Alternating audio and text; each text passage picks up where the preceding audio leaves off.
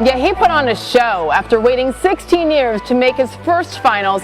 Suns point guard Chris Paul did what Chris Paul has done so many times before. He just took over. In particular, an incredible third quarter. 16 of his game-high 32 in the third. Here's Dave McMenamin. With no other basketball games on this time of year other than his Game 1 of the NBA Finals, Chris Paul found himself watching soccer and hockey on TV leading up to Tuesday night. And as he watched the action, he thought, how do they know to pass it there? But then he reasoned, just like him as a basketball player, when you've seen every coverage you could possibly see, it's second nature. And Paul's wealth of experience, 16 years in the NBA before his finals debut, was why it was so natural for his coach, Monty Williams, to see his point guard take over in the third quarter when he scored 16 of his 32 points. You just want to space the floor well and let him orchestrate, Williams said. When he's in that mode, we just feed off of that. Several of those buckets came when the Bucks switched out a big on Paul, like when he sashayed by the Milwaukee center Bobby Portis for an uncontested finger roll. Every time he shoots it, Devin Booker said, we think it's going in. NBA analyst Tim Legler joins us after a very late night breaking down what Chris Paul did on SportsCenter. So thank you for joining us. We need you here in the mornings too, Tim. I want to focus on some of the other players because as good as CP3 was, he set the tone for his supporting cast. Devin Booker, Deandre Ayton in particular, they combined for 49 points. What stood out to you about how they exploited Milwaukee's defense? Well, Phoenix does such a great job of reading situations that, Monty Williams coaches this team to now be instinctive when they get switches. And I thought the big story of Game 1 was how Phoenix was able to take advantage of virtually every switch. Here's one example. P.J. Tucker's on Chris Paul. I don't know why you make this switch here when there was no screen set, but now you've got Deandre Ayton in the post against P.J. Tucker. So it's just simply a matter of how do we get him the ball? High-low action. Great weak side flash by Cam Johnson. That front is still taking place, but if DeAndre Ayton's 7 feet tall, throw it over the top, you get an easy one. They also took advantage of the drop coverage. Brook Lopez is occupied, taking a look at the action he initially ran for Devin Booker. Look at the secondary action from Ayton, and look at the space that Chris Paul has coming off to operate and get anywhere he wants to on the floor. That is his sweet spot. He wants to get to that leaner going to his right. And that was during that stretch when Chris Paul took over the game. So I just felt like Phoenix was more prepared than Milwaukee. Milwaukee's defensive adjustments and game plan for Game 2, I want to see what they're going to do differently because everything they threw at Phoenix in the first game made it easy for Chris Paul to get into that kind of rhythm. Yeah, we saw Coach Budenholzer make adjustments throughout the postseason leading up to the finals. So now, of course, the pressure is mounted. How about Giannis? Still recovering from that hyperextended left knee. I was impressed, Tim, with how he looked considering how hurt he is. 20 points, 17 boards, obviously not enough. What do you need to see from him tomorrow night? Yeah, he said he felt great physically, and I did think he looked pretty good. He made that incredible block when he tracked the guy, full court. The problem is I just don't think he ever really showed you that aggressive burst, particularly in early offense. This is what Giannis Antetokounmpo does. He's got 2 MVPs because he's able to get out in early offense and attack backpedaling defenders, particularly if those are smaller defenders. And the Phoenix Suns play a lot of small lineups. But Giannis never really hit that mode where he was relentlessly putting pressure up the floor. Maybe he was a little tentative. Maybe he was testing it out to see how it felt. Well, he's got one game test now under his belt. Let's see if he can come back in Game 2 and look more like the guy that's a 30-plus point scorer. Because if he continues to be somewhat passive offensively, I don't think they have any chance in this series. Giannis Antetokounmpo has to be the best player on the floor for the Bucks to win. And he wasn't in Game 1. Give him credit for being out there, Sage. But he has to look more like the guy that we have seen over the past several years with how aggressive he's trying to get to the rim. And he just never really hit that stride. Yeah. And consistency has been a key with that aggression or lack of really over the last couple of years. So it's kind of now or never. Milwaukee, by the way, 2 or 3 when Giannis scores less than 25 points this postseason, 8 and 3 when he has 25 or more. It's pretty simple. Game 2 tomorrow night, 9 Eastern. On ABC, Tim Legler, go take a nap. Thank you for CP3. Sets the tone in his first finals appearance. I've said it all season long. One thing that we're going to be is prepared. We're going to be prepared for every game. So, we always talk about, when preparation meets opportunity. So, shoot around. Coach said, go hoop. Y'all know what to do. It's kind of hard to get butterflies because you understand your brother has your back. You know, it takes a lot of pressure off you when you know, good or bad, that you're going to be in the game, you're going to be competing to win. So, you know, for me, you know, that relieves a lot, you know, and I'm sure all the other guys feel that, you know, you're not pressured to go out there and play a perfect game. You know, you can go out there and play your game, whether you're making or missing shots. I keep saying it, you know, we're going to be on the other end defending. At the end of the day, I'm out there. I feel good. I don't feel pain. You know, I can run, I can jump, I can set screens, you know, I can rebound the ball, I can do stuff. So I'm good, I'm happy. I'm happy that I'm out there.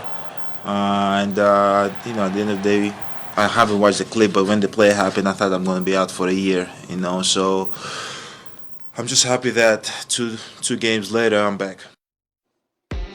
Out for a year? Wow, it tells you how hurt he was, and it was so impressive that he played the way he did, but it wasn't enough. And here's one reason why. Booker, CP3 showed out in their first finals appearance, combining for 59 points. Since starters were first tracked in 1970, that's the most points scored by a starting backcourt when each starting guard was making his finals. Focus on not letting up. Now 3 games away from the franchise's first NBA title. I've said it all season long. One thing that we're going to be is prepared.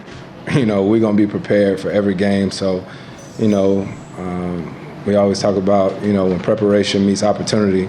So, you know, shoot around. Coach said go hoop. Y'all know what to do. It's kind of hard to get butterflies because you understand your brother has your back. You know, it takes a lot of pressure off you when you know, good or bad, that you're going to be in the game, you're going to be competing to win. So, you know, for me, you know, that relieves a lot, you know, and I'm sure all the other guys feel that, you know, you're not pressured to go out there and play a perfect game. You know, you can go out there and play your game, whether you're making or missing shots. I keep saying it, you know, we're going to be on the other end defending.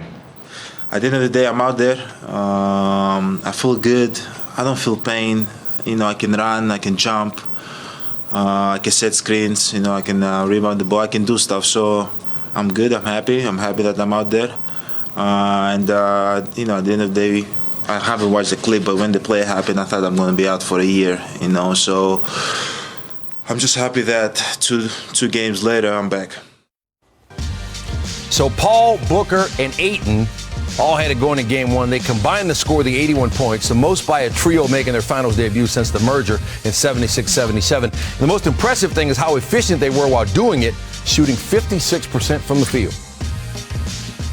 Joining us now, ESPN NBA analyst Tim Legler. And Legs, I can think of 3 reasons for the Suns winning game 1 of the NBA Finals. They go by the names of Paul, Booker, and Ayton, combining for 81 points. What do you think the reason was for Phoenix's win? Well, look, you hit it on the head, 81 points from the 3 best players. But let's take a look at how they were able to do it. I just thought Milwaukee had a very ineffective defensive game plan against Phoenix, and Phoenix was incredibly well prepared to see these switches and drop coverages on pick and roll. And it was pretty much the story for 48 minutes. Here's what I'm talking about, the unnecessary switching. As Chris Paul comes up, you've got the matchup you want. This is P.J. Tucker on him here, and Giannis is on Deandre Ayton. That's obviously a better matchup against the center. And as you see Ayton come over, there's really no screen set. It's really a slip. So there's no reason why P.J. Tucker can't stay here and let Giannis go with Ayton, but that's not what happens. Instead, you're going to see Ayton roll Tucker into the post. So now you've got a center against a small forward down here in the post. The only question now remains, how are we going to get him to basketball? You take a look, they don't like the angle at first because there's a weak side defender. So the best way to attack up front in the low post from a smaller guy, let's run a little high-low action. Look at this cut from the weak side. And again, this is all preparation and repetition. So now you're going to hit Cam Johnson on this great flash at the high post. And when that happens, P.J. Tucker is still stuck in that front position. But now you've got a 7-footer down here. It's a very simple lob over the top. That's as easy a basket as Deandre Ayton has had in the postseason. Here's another example of drop coverage that wasn't effective the entire night. And it starts here. They're going to run a little action. This is only a decoy. They're trying to get Devin Booker to come off. And all they're really trying to do is occupy Brook Lopez's vision. Why is that important? Because they're going to run secondary action where Deandre Ayton comes up, and because Lopez is concerned about this Booker action, he's left behind. So now when this screen is set and Chris Paul comes off, look at the amount of space he has to attack the center. This is what they're calling drop coverage these days, where the center is back, he's not up on the ball screen, and you allow a guy like Chris Paul to then pick his spot where he wants to go on the floor. That's exactly what he does. Gets a little little help here from Booker, who's going to clear out to take this defender with him, because ultimately Chris Paul wants to end up here for that little lean back jumper, one of the best mid-range players this league has ever seen. He operated in the comfort zone the entire night.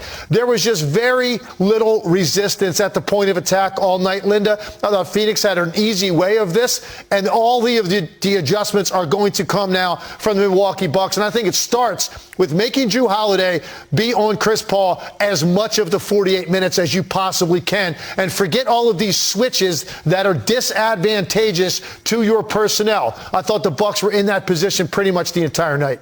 Yeah, let's talk more about the Bucks and specifically the return of Giannis. Kudos to him coming back from that knee injury. Very inspirational, 20 points, 17 rebounds. But what could he do better in Game 2 that you didn't see in Game 1? Yeah, I thought he said he felt good physically, and I thought for the most part he looked good physically, but I definitely don't think he was nearly as aggressive as he needs to be up the floor in early offense when he just really beats teams up, because he can get into those gaps with his length, his stride, his strength at the rim. He looked a little bit tentative, and you can't blame him. That was a pretty horrific looking injury. He came back faster than we expected.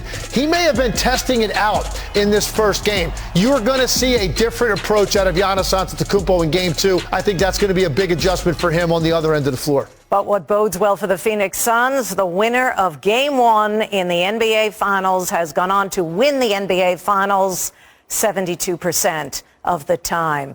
Tim Legler, thanks as always. Thanks, Linda.